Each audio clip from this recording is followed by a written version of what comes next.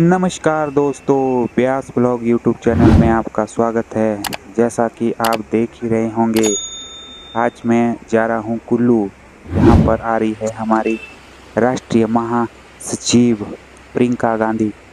उनकी न्याय संकल्प रैली है आज ढालपुर के मैदान में। तो आप देख ही सकते हैं लोगों का जुआवड़ा इधर से कैसा है, कितनी भीड़ है। ये देखो, कांग्रेस पार्टी के नारे लगाते हुए जा रहे हैं बंदे, यानी कि उनको देखने के लिए बहुत ज़्यादा भीड़ है। मैं भी जाऊंगा, तो चलो चलते हैं वहां पर। ये देखो, यहाँ से ऊपर को कितनी भीड़ है। यहाँ से ऊपर को पौड़ी ऊपर को जाने के लिए। तो यहाँ देखो कितनी भीड़ है, आप देख ही सकते हैं। ऊपर से दिखाता हूँ मैं आपको, कितनी भीड़ है। और इस कड़कड़ाती धूप में भी देखो, यहाँ पर प्रियंका गांधी को देखने के लिए कितने सारे लोग आए हुए हैं, पहुंच चुके हैं ढालपुर के मैदान में। यहाँ से जो ये परे दिखाई दे रहा है आपको, बहुत बड़ा पंडाल लगाया गया। यहाँ पर हम जाकर बैठेंगे और यहाँ पर प्रियंका गांधी और विक्रमादित्य जी के भाषण सुनेंगे। यहाँ पर जाकर पूरी व्यवस्था की गई हुई है, सिक्योरिटी की भी। यहाँ पर चेकिंग करेंगे, उसके बाद अंदर जाने देंगे। चलो चलते हैं, हम भी साथ में मजमा के साथ चलते रहेंगे। देखो, पुलिस के जवान भी है इधर। अब पहुंच चुके हैं हम अंदर, पंडाल के अंदर। देखो, अभी कुर्सियाँ खाली है क्योंकि लोग अभी आ ही रहे हैं, अभी टाइम लगेगा। देखो, बहुत ही अच्छा प्रबंध किया हुआ है यहाँ पर। इतनी धूप में भी यहाँ पर पंखे लगाए हुए लोगों के लिए,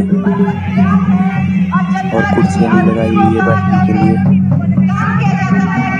और ये भाषणबाजी भी चली हुई है यहाँ पर। तो हम भी यहाँ पर बैठ जाते हैं। यहाँ से बैठकर देखेंगे हम। थोड़ा दूरी हो गया, पर क्या करना, नजदीक जैसे जाने की कोशिश करेंगे, थोड़ा आगे ऐसी योजनाएं लेके आया है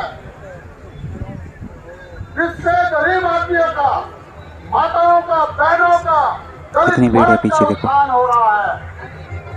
इस आदमी को प्रदेश से हटाओ। यहाँ से देखो कितनी भीड़ है, कितने लोग आ चुके हैं।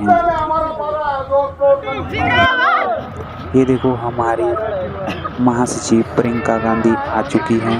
उनका हेलीकॉप्टर यहाँ पर लैंड हुआ और यहाँ से आ रहे हैं वो। ये देखो, हमारे बीच पहुँचने वाली, स्टेडियम के ऊपर आने ही वाली। ये देखो, जो मंच सजाया गया था, उस मंच पर हमारी महासचिव प्रियंका गांधी पहुंच चुकी है यहाँ पर। अब हम इनके भाषण सुनेंगे यहाँ पर। प्रदेश में जो विकास कार्य कांग्रेस पार्टी की सरकारों ने किए हैं, उनकी लड़ाई को ऊंचाइयों पर ले जाने का कार्य हम करेंगे। मैं आपको ये विश्वास दिलाना चाहता हूं मेरे प्रिय साथियों, कि कुल्लू जिला जो अपने आप में हिमाचल की राजनीति में, देश की राजनीति में एक बहुत अहम स्थान रखता है। इसको आगे लेकर जाना, यहाँ के विकास कार्यों को आगे लेकर जाना, ये हमारी जिम्मेदारी है, हमारा दायित्व है। और मैं आपको ये विश्वास दिलाना चाहता हूँ, पूरी मजबूती से ये विश्वास दिलाना चाहता हूँ कि आज तो मैं आपका उम्मीदवार हूँ, आज मैं कांग्रेस पार्टी का उम्मीदवार हूँ, मगर मैं आपको ये विश्वास दिलाना चाहता हूँ कि विक्रमादित्य सिंह आप सबकी उम्मीदों पे 100% आने वाले समय में खड़ा उतरेगा। ये विश्वास मैं आपको दिलाना चाहता हूँ। हमने संकल्प लिया है, जिस दिन हमने अपना नामांकन पत्र भरा, हमने संकल्प लिया है कि मंडी संसदीय क्षेत्र के जितने भी बड़े मसले हैं, उनको नई ऊंचाइयों पर ले जाना, ये हमारा दायित्व है, हमारी जिम्मेवारी है। पूर्व में बहुत काम मंडी संसदीय क्षेत्र के अंदर, हिमाचल के अंदर कांग्रेस पार्टी की सरकारों ने किए। अगर मैं उनको अभी यहाँ पे गिनाने लग जाऊं तो बहुत समय लग जाएगा। और प्रियंका, आपने आदरणीय प्रियंका जी को भी सुनना है, इसलिए मैं बहुत लंबी बात नहीं कहना चाहता हूँ। कहती है कि आपने मंडी के अंदर क्या किया, हिमाचल के अंदर क्या किया, कुल्लू के अंदर क्या किया। मैं उनको याद दिलाना चाहूंगा कि मंडी संसदीय क्षेत्र के अंदर और मैं पूरे हिमाचल की बात नहीं कर रहा हूं, केवल मंडी संसदीय क्षेत्र की बात कर रहा हूं। मंडी संसदीय क्षेत्र के अंदर अगर बेहतरीन Indian institute of technology 7,000 crore रुपए की लागत से अगर बनने का मादा किसी ने रखा तो स्वर्गीय राजा वीरभद्र सिंह जी ने इस विषय पर केंद्र सरकार के समक्ष उठाया। जब वो केंद्रीय मंत्री थे, मंडी के सांसद थे, उस समय यूपीए की सरकार में डॉक्टर मनमोहन पत्रिकुल का इलाका है, चाहे आपका सैंज घाटी है, हर इलाके में जाकर हमने पूरा सहयोग वहां पे सड़कों के विस्तारीकरण का, रेस्टोरेशन का, उनके बहाली करने का किया है। और आने वाले समय में भी मैं आपको ये विश्वास दिलाना चाहता हूं कि हम आपके सुख में, आपके दुख में आपके साथ हमेशा खड़े रहेंगे। ये विक्रमादित्य सिंह का वादा आप लोगों को है। मैं साथ ही साथ जो चैनलाइजेशन की बात है उसमें ये कहना चाहता हूं कि इसकी एक डीपीआर करीबन 1800 करोड़ रुपए की यहां से सेंट्रल वाटर कमीशन को दिल्ली में भेजी गई है। ये कुल्लू जिला के लिए हमारी नंबर 1 प्राथमिकता रहेगी कि ब्यास नदी का चैनलाइजेशन हम प्राथमिकता में आने वाले समय में करेंगे। ये भी मैं आपको विश्वास दिलाना चाहता हूं। और इसके साथ साथ जो हमारे सेब उत्पादक इस इलाके के अंदर है, जो लगातार हमारे बागवानों का हनन केंद्र सरकार कर रही है, जो जिस तरीके से आपकी इंपोर्ट ड्यूटी को बढ़ाने की बात है, ये विश्वास मैं आपको दिलाता हूं कि अगर लग्जरी गाड़ियों के ऊपर 110, 120, 130% ड्यूटी हो सकती है, तो सेब के ऊपर भी 100% इंपोर्ट ड्यूटी होनी चाहिए।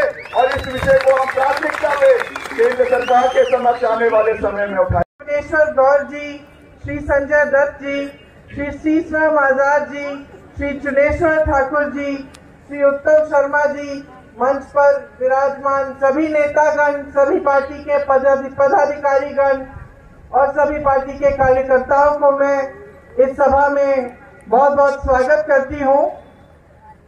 सभा को शुरू करने से पहले एक बार मेरे साथ कहिए, भगवान रघुनाथ जी की जय, बिजली महादेव जी की जय, 18 करडूरी जयकारा। देखिए, आप सब मेरा इंतजार कर रहे हैं काफी समय से। सबसे पहले तो मैं आभार प्रकट करना चाहती हूँ। आज धूप भी है, इतनी बड़ी तादाद में आप इस ऐतिहासिक मैदान में आए हैं मेरी बातों को सुनने के लिए। मुझे अपना सौभाग्य लगता है ये कि यहाँ जहाँ नेहरू जी दशकों पहले आए और जिस धरती से उनके दिल में इतनी श्रद्धा थी, जिसके लिए इतना प्रेम था, आज मैं यहाँ आकर आपको संबोधित कर रही हूँ। इसलिए मैं अपना सौभाग्य समझती हूँ कि आप सब आए, मेरा इंतजार किया और ध्यान से मेरी बातें सुन रहे हैं। जब हम यहाँ आ रहे थे तो यहाँ की सुंदरता दिख रही थी।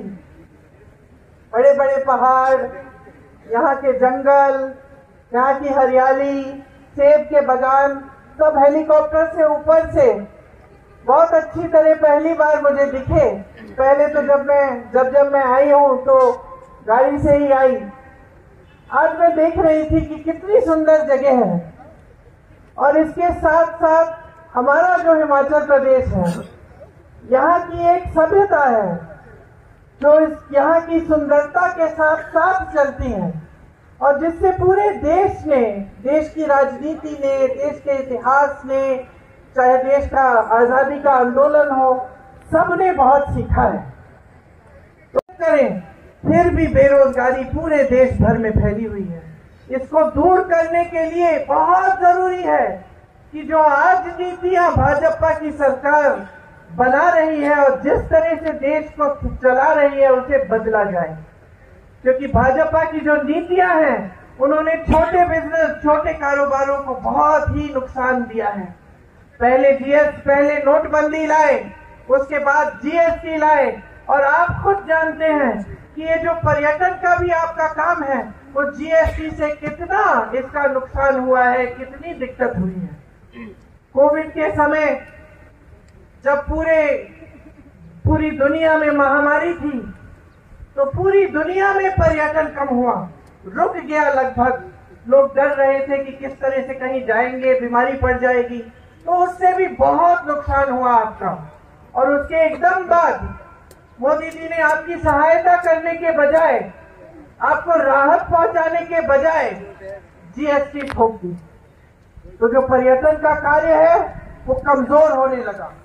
इसी तरह से पूरे देश भर में इनकी नीतियां यही रही हैं कि जो छोटे कारोबार हैं, जो मध्यम वर्ग के कारोबार हैं, उनको ये कमजोर कर रहे हैं और बड़े बड़े खरबपतियों को मजबूत कर रहे हैं। और सारी देश की संपत्ति आस्ते आस्ते इनके गिने चुने खरबपति मित्रों को दी जा रही है। आज देश के कोयले, देश के खदान का कोयला, देश का खदान के सारे खदान, देश के बंदरगाह, देश के हवाई अड्डे, सारे के सारे इनके बड़े बड़े खरबपति मित्रों को दिए जा रहे हैं। इससे क्या होता है? देश का बहुत नुकसान होता है, क्योंकि खरबपति जो है वो आगे बढ़ते हैं, लेकिन यही ऐसे बड़े संस्थान थे, सरकारी कारखाने थे, जिससे जनता को रोजगार मिलता था। और इनको कमजोर करके जनता को कमजोर किया, रोजगार को कमजोर किया। इसी तरह अगर आप इनकी नीतियां देखें तो आज जितने भी कोल्ड स्टोरेज हैं, लगभग पूरे के पूरे किसके हैं? पूरे हिमाचल में अगर आप देखेंगे तो ज्यादा से ज्यादा कोल्ड स्टोरेज आज बड़े खरबपति अडानी जी के हैं।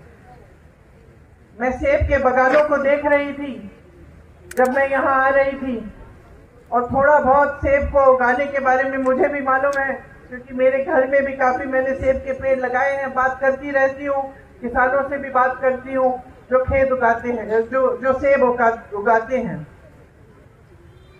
तो क्या हुआ जब अडानी जी को सारे कोल्ड स्टोरेज दिए गए? ये हुआ कि आज अडानी जी तय करेंगे कि आपके सेब का दाम क्या है, कोल्ड स्टोरेज से कब निकलेंगे, कब बेचे जाएंगे, कितने दाम पर बेचे जाएंगे। आपसे ए, बी, सी कैटेगरी के सेब बना दिए और अलग अलग कैटेगरी से वो खरीदेंगे, और कभी ए को बी में डाल देंगे, कभी बी को सी में डाल देंगे, ताकि आपको कम पैसे मिले। वही तय करेंगे कि कितने का खरीदेंगे आपसे और कितने का आगे बेचेंगे। ऊपर से मोदी जी क्या करते हैं? आपने कहा, हम सब जानते हैं कि जो अमेरिका से सेब आ रहा है उस पे टैक्स आपने कम कर दी, और जो हमारा किसान है वो किसान और खेती के हर चीज के लिए वो जीएसटी भर रहा है, टैक्स भर रहा है। तो चाहे पेट्रोल डीजल महंगा हो गया हो, लेकिन जो खेती के सारे सामान है वो आज महंगे हो गए हैं। जीएसटी भर भर के हमारा किसान टैक्स की मार खा रहा है, और आप अमेरिका के सेब को कम टैक्स देकर उसको बेच रहे हैं दुकानों में। तो जब ग्राहक दुकान जाएगा तो कौन सा सेब खरीदेगा? ये देखो दोस्तों, आप देख ही सकते हैं कितनी भीड़ हो गई है अब तक को प्रियंका गांधी जी का भाषण सुनने के लिए। देख ही सकते हैं आप कितनी गर्मी में बैठे हुए हैं, तब भी भाषण सुन रहे हैं प्रियंका गांधी का। और हर स्तर पे अगर आप देखेंगे पूरे, और जब किसान ने आंदोलन किया, दिल्ली तक पहुंचा, लाखों किसान बैठे, 600 किसान शहीद हुए, तो मोदी जी मिले तक नहीं। तो ये परिस्थितियां हैं आज देश में कि जितनी भी नीतियां हैं वो सब बड़े बड़े खरबपतियों के लिए बन रही हैं। यहाँ से हिमाचल की धरती से आपने कितने नौजवान हमारे सरहद पे भेजे, कितने आपके बेटे शहीद हुए इस देश के लिए। उनका लहू इस देश की धरती में है, सींचा है इस देश की धरती को उनके खून ने, उनके पसीने ने। और आज मोदी जी की सरकार अग्निवीर जैसी स्कीम लाती है, जहां बेरोजगारी पहले से फैली है, जहां पे आप अपने बच्चों को सरहद पे भेजते हैं, आपके दिल में देशभक्ति की भावना होती है, उन बच्चों के दिल में देशभक्ति की भावना होती है कि कुछ हो जाए तो देश के लिए होगा, मैं जान देने के लिए तैयार हूं। और वो बच्चा, उसका क्या भविष्य बना दिया कि 4 सालों के लिए वो सेना में भर्ती होगा और 4 साल बाद वापिस आएगा, बेरोजगार हो जाएगा। और अगर सरहद पे शहीद हो गया तो उसके माँ बाप को शहादत का पेंशन भी नहीं मिलेगा, उसको शहीद का दर्जा ही नहीं मिलेगा। और किसी बड़े अफसर का बेटा अगर जाता है, शहीद होता है, तो उसको मिलेगा। तो इन्होंने पेंशन में भी भेदभाव किया है।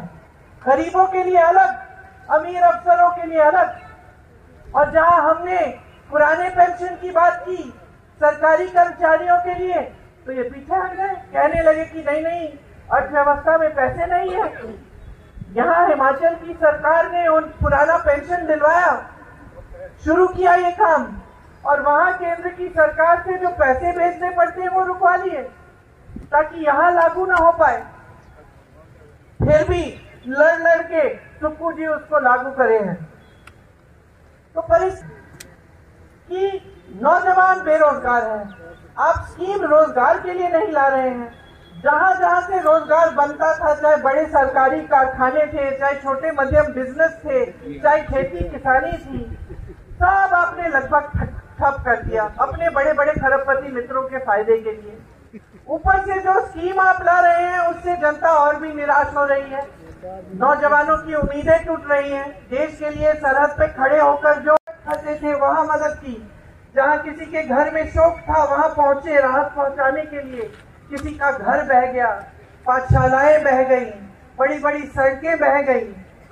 और ये आपदा एक दो दिन की आपदा नहीं थी, ये हफ्तों के लिए चली। और हफ्तों के लिए हमने पूरा प्रयास किया कि आप तक हम राहत पहुंचाएं, आपकी मदद करें, क्योंकि इतनी भयानक आपदा आई थी। ऐसा मेरे ख्याल से आपने प्रदेश में बहुत समय से देखा ही नहीं था। क्या हो सकता है कि पहले कभी इतना नहीं देखा होगा कि कितना नुकसान हुआ। और सिर्फ इमारतों का नुकसान नहीं, सड़कों का नुकसान नहीं, लेकिन ऐसे ऐसे परिवार जिसमें 3-4 सदस्य गुजर गए, बह गए पानी में।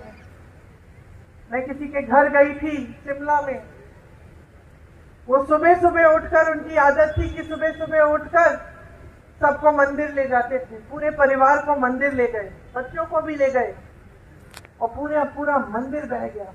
ऊपर से पहाड़ गिर गया, 5 सेकंड में पूरा मंदिर गिरा, सारे परिवार के सदस्य गुजर गए। तो इतनी बड़ी आपदा थी, इतना दुख झेला आपने।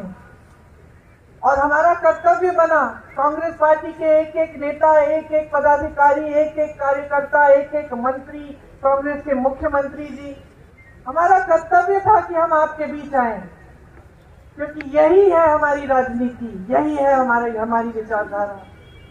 तो आपने हमारी असलियत देखी, हमारी सच्चाई देखी।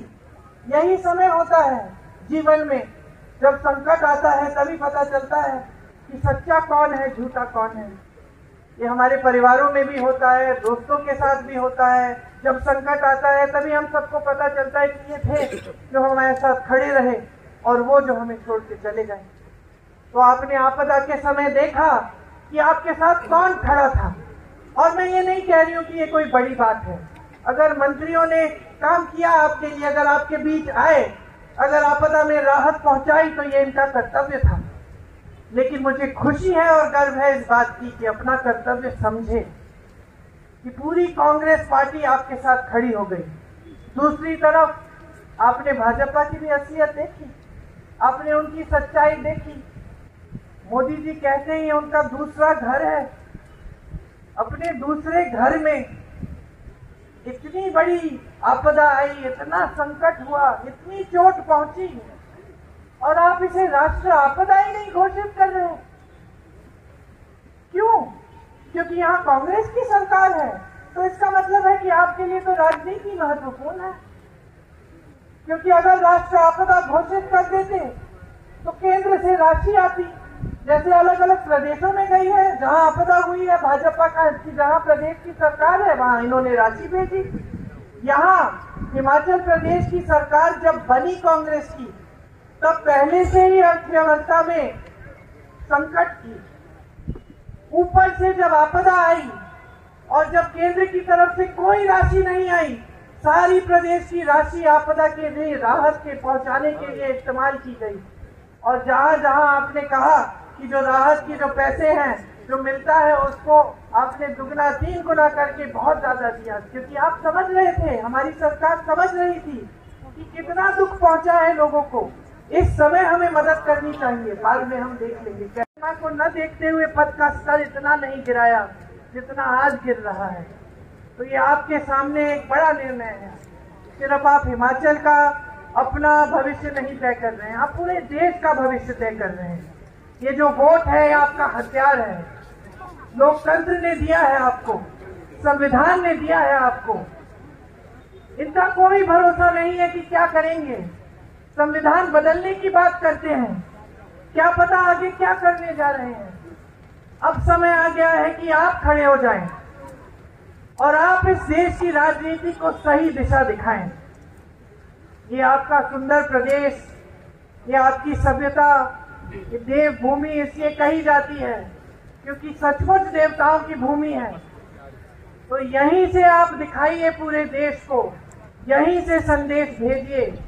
भारी से भारी बहुमत से विक्रमादित्य जी को जिताइए।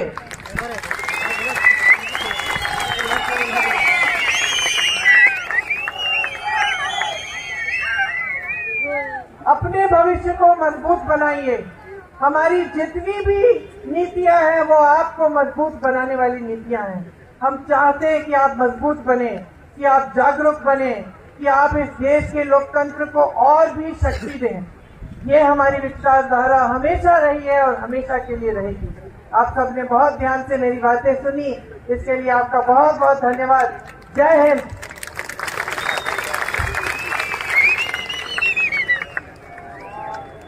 आप सभी कांग्रेस कार्यकर्ताओं का यहाँ आने पर बहुत बहुत धन्यवाद। अर्जुन शर्मा जी आपका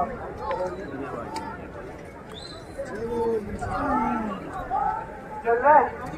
एक और बात कहना चाहती हूँ कि लाहौल स्पीति में हमने इस बार एक बहन को, एक महिला को प्रत्याशी बनाया है और मेरी आशा है, मेरी उम्मीद है कि आप उनके भी हाथ मजबूत करेंगे और उनको भी भारी बहुमत से जिताएंगे।